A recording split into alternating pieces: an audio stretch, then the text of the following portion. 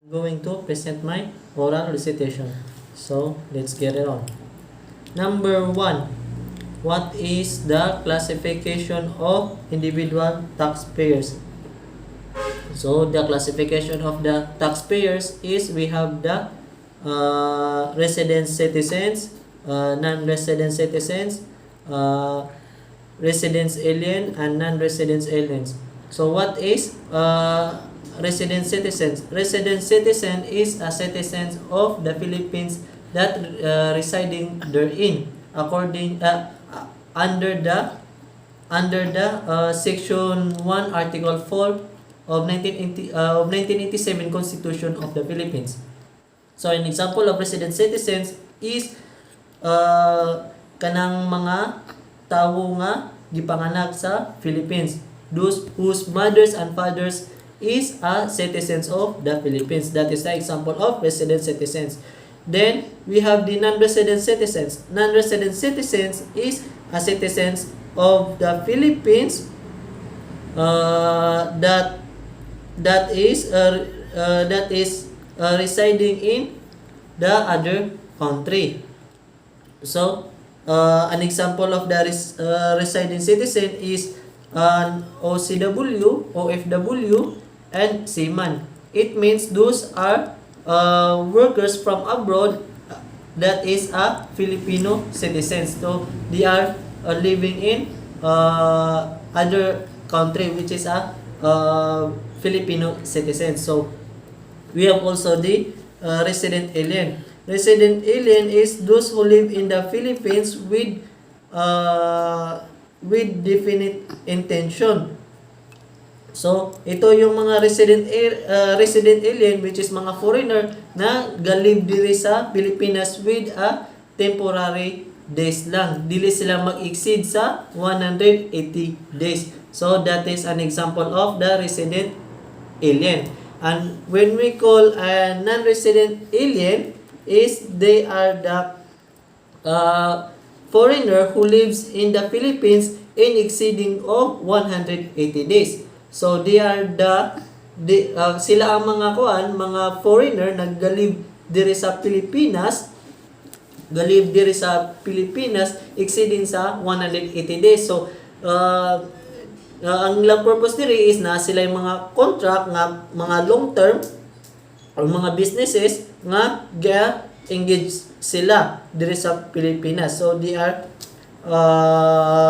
mga NRA o mga non-residents alien. What are the sources of income of individual taxpayers? So we have the compensation income, business and professional income,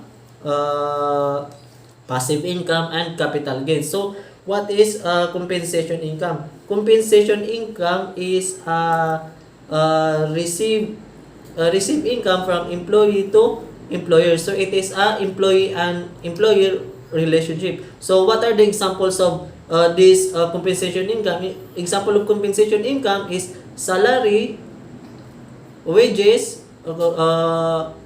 honorarium, allowances, and commissions. And also we have the profession or business income. So you can generate this income through the sole proprietorship or practice of by profession. So who are they? So they are the working governments like teachers, CPAs, doctors. So that is an example of profession income. So passive income. What is passive income?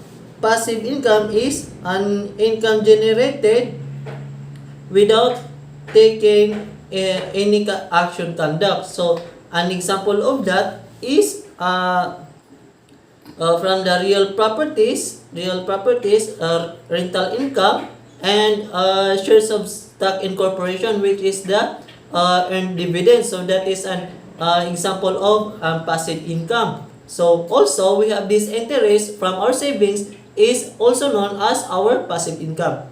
So we have this capital gain. So what is capital gains? Capital gain is those arising from capital assets capital assets is subjected to capital gains tax, and also from all gross income is subjected to income tax. And for all other types of capital assets. So that is capital gain. Number 3, what are the allowable deductions of individual taxpayers? So we have the compensation income and business income.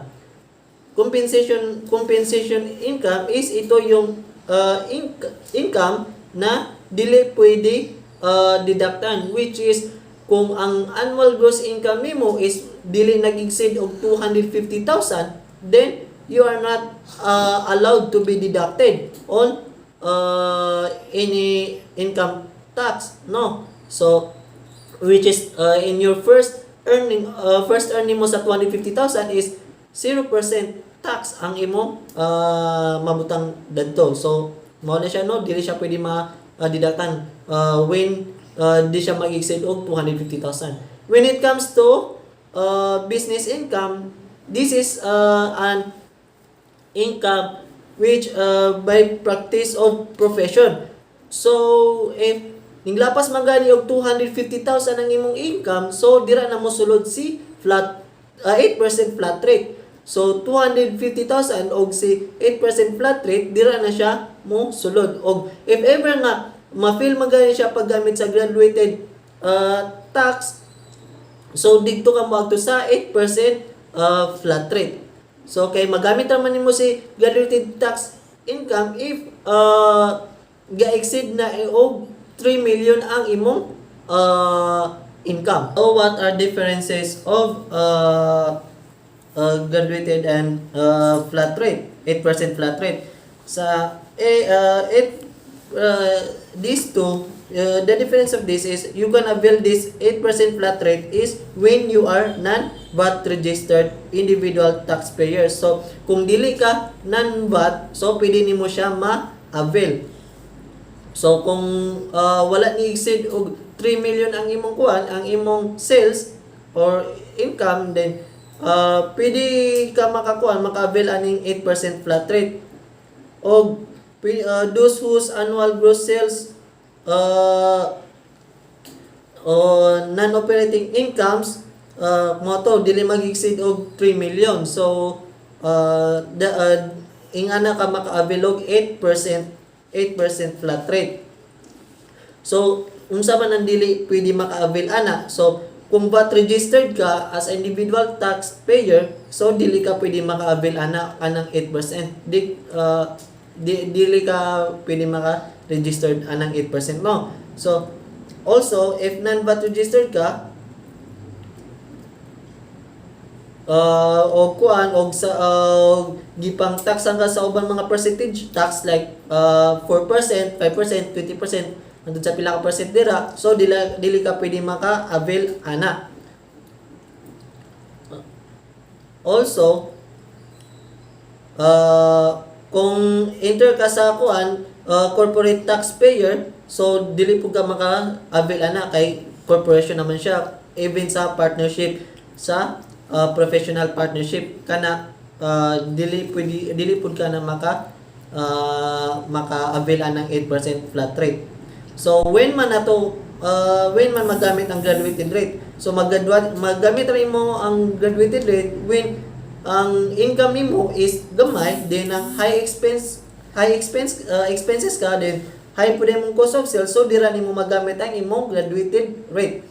So sa 8% tax rate, dira nimo maggamit ang sa 8% tax rate if taas ang imong income, then imong expenses is gamay o gamay po ang imong cost of sales. So makasave ka sa 8% kung kato ang situation nga naa ka.